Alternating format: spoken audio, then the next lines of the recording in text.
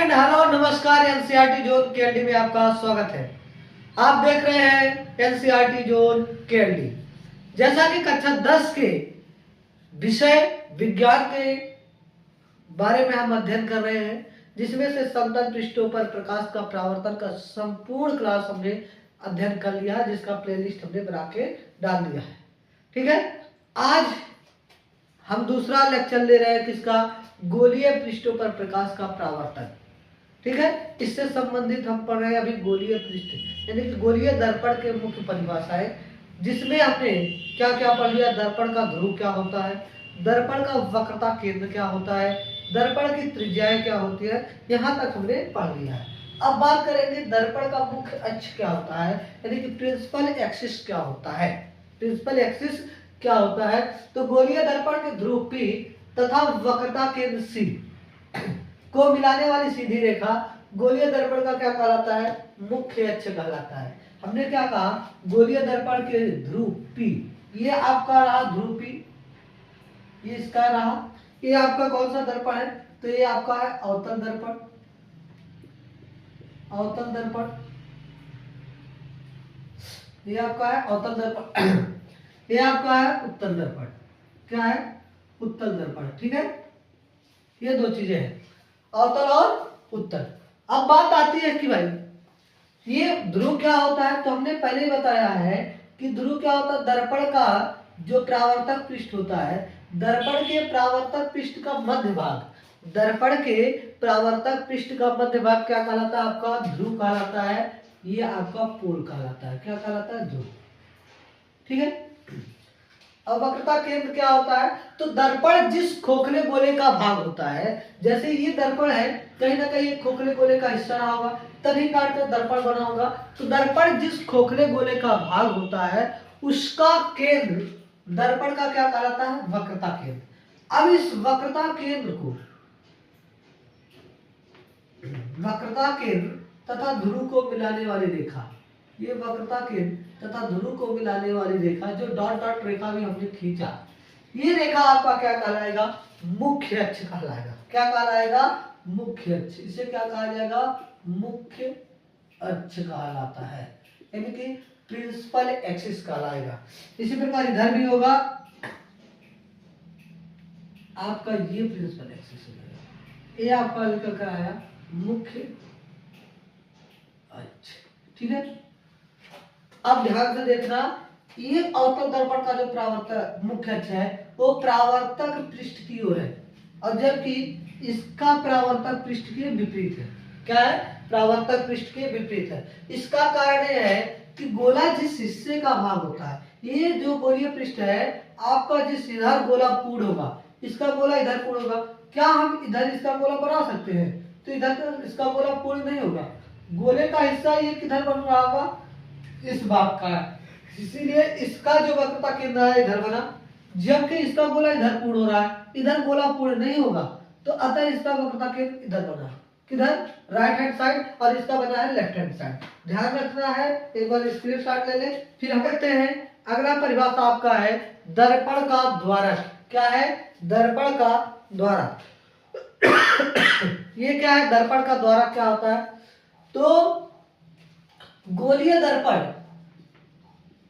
गोलीय दर्पण, ये जो आपका दर्पण हो कैसा है, गोलीय दर्पण के परावर्तक, के परावर्तक, क्या हमने कहा, गोलीय दर्पण के परावर्तक पृष्ठ के व्यास, परावर्तक पृष्ठ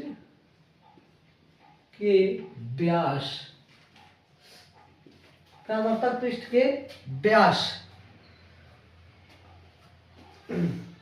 को, जो व्यास होता है उसको क्या कहा जाता है, व्यास को दर्पण का द्वारक कहते हैं। दर्पण का द्वारक कहते, ठीक है, क्या कहते हैं, दर्पण का द्वारक कहते हैं। अब इसका मतलब क्या हुआ, इसका मतलब यह है कि ये आपका क्या हो गया, अवतल दर्पण, ये आपका बन गया, थोड़ा सा कर देते हैं, अब इस पे हम कलई कर दें एक तरफ, तो ये आपका बन गया अवतल दर्पण। कैसा दर्पण बन गया? अवतल दर्पण बन गया। और एक हमने क्या बना लिया, यू तरीके का,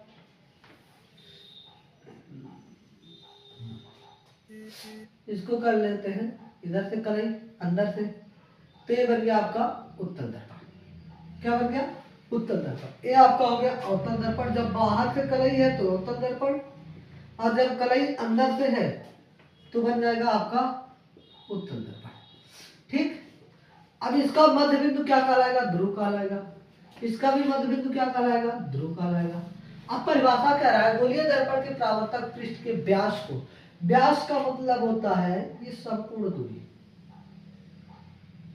ये वाला आपका क्या होता है? व्यास कहा जाता है। तो ये व्यास जो है यही आपका क्या है? द्वारक है। यानी कि अगर इसका नाम दे दें यम डैश, तो यम डैश का आपका निकल कर आएगा, इसका द्वारक निकल कर आएगा। ये आपका पी है, यहाँ कहीं केंद्र होगा, तो ये मुख्य अक्ष होगा। तो ये चीज आपका निकल कर आया दर्पण का द्वारक। यही आपका यहाँ भी होगा यम डैश दर्पण का द्वारक, ये आपका निकल कर आया दर्पण का द्वारक। ठीक है। ये वक्रता केंद्र, ये मुख्य अक्ष, और ये आपका आया दर्पण का द्वारक। ये भी क्या आपका आया? मुख्य अक्ष,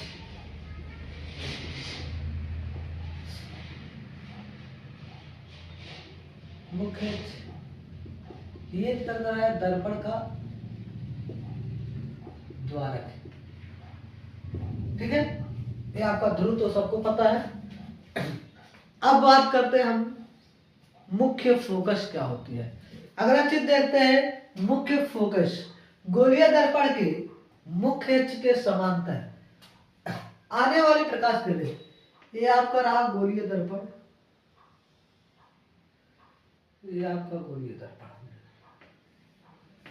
एक बार बिना कोशिश करते हैं। चलिए, ये आपका हमने एक गोलीय दर्पण बना लिया। और कैसा गोलीय दर्पण है? अवतल गोलीय दर्पण। कैसा है? अवतल दर्पण। अब इसमें दो चीज है, एक आपका ध्रुव है मुख्य फोकस, एक होगा आपका केंद्र, और इसको मिलाने वाली रेखा क्या कहलाती है? मुख्य अक्ष। ठीक है। यहाँ तक बात समझ में आ गई। इसी प्रकार अगर उत्तल दर्पण में देखें,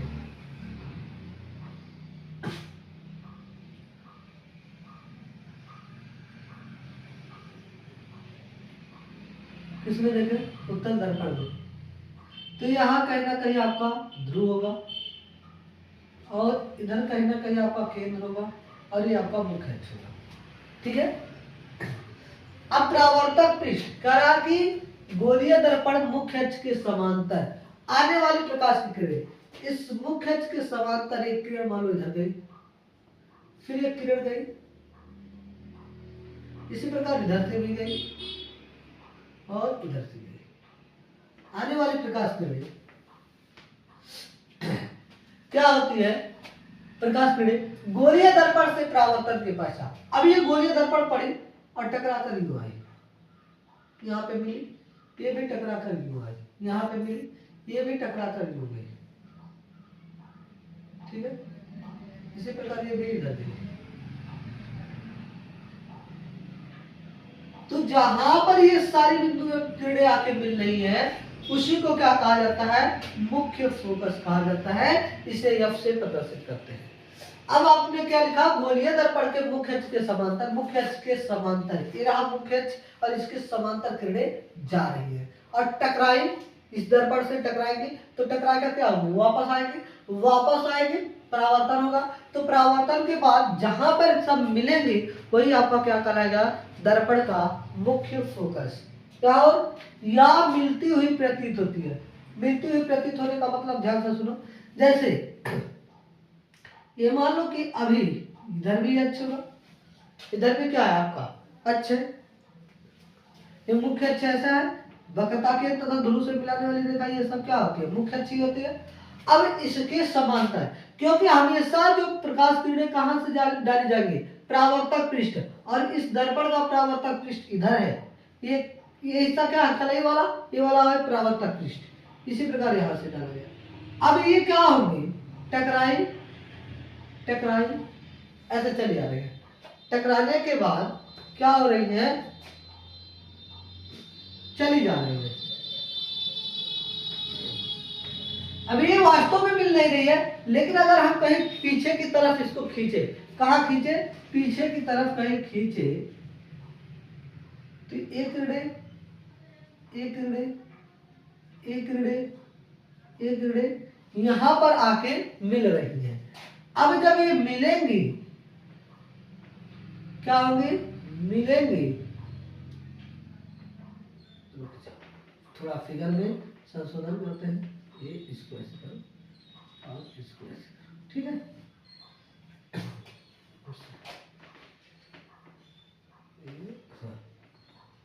हाँ, पीछे की तरफ इसको खींचा जाएगा, तो ये जो आपतित किरण गई, टकराकर इसमें उधर मुड़ गई। अगर इनको पीछे की तरफ खींचा जाए तो ये सब फिर पुनः एक बिंदु पर आके मिलती हुई प्रतीत हो रही है, वास्तव में मिल नहीं रही है। इनको हम पीछे की तरफ मिला रहे हैं, खींच रहे हैं, बढ़ाकर खींच रहे हैं। ये आपका मुख्य अक्ष है, ये सब आपका आपतित किरण है, ये परावर्तित किरण। ये जो जा रही है उसे आपतित किरण, जो परावर्तित हो रही है उसे क्या कहा जाता है, परावर्तित किरण। इनको पीछे की तरफ अगर खींचा जाए तो ये बिंदु F पे मिल रहा है, जिसे हम मुख्य फोकस कहते हैं। क्या कहते हैं, मुख्य फोकस कहते हैं। अब यही से एक कंसेप्ट और क्लियर कर लो, मुख्य फोकस हो गया, तो फोकस दूरी क्या होती है, फोकस दूरी, इसे स्मॉल एफ से प्रदर्शित करते हैं। मुख्य फोकस को कैपिटल एस से और फोकस दूरी को स्मॉल एफ से। तो मुख्य फोकस एफ तथा ध्रुव के बीच की दूरी, मुख्य फोकस एफ तथा ध्रुव के बीच की दूरी क्या कहलाएगा, आपका फोकस दूरी, ठीक है। ध्रुव तथा मुख्य फोकस, यहां लिख दे, ध्रुव तथा मुख्य फोकस के बीच की दूरी क्या कहलाती है, फोकस दूरी कहलाती है, फोकस दूरी कहलाती है, ठीक है। देखो ये आपका ध्रुव है, ये आपका फोकस है मुख्य, इसके बीच की जो दूरी आएगी वही आपकी काला करेगी, फोकस दूरी कहलाएगी। क्या कहलाएगी, फोकस दूरी कहलाएगी। एक बार स्क्रीनशॉट ले लीजिए आप लोग, चलिए, ठीक है। तो थोड़ा बहुत तबीयत खराब होने के लिए क्लास को मैं छोटा ले रहा हूँ। कैसा लगा आपको क्लास, एक बार कमेंट करके जरूर बताएं। अगर अच्छा लगता हो वीडियो को लाइक करें, शेयर करें, चैनल को सब्सक्राइब करना ना भूलें। धन्यवाद।